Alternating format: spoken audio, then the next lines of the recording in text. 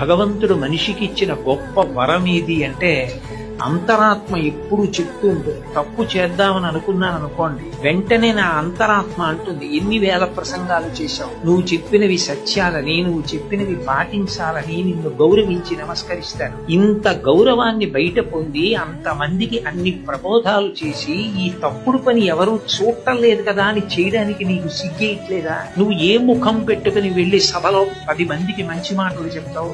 నీలో ఉన్న అంతరాత్మకి నాకు తెలియదా నువ్వేం చేస్తున్నావో? భగవంతుడికి తెలియదా నువ్వేం చేస్తున్నావో? నువ్వు ఈ తప్పుడు పని చేయడం ఎందుకు? బయటికి వెళ్లి ప్రబోధం చేయడం కన్నా నిన్ను నువ్వు నియంత్రించుకోవడం అలవాటు చేసుకో.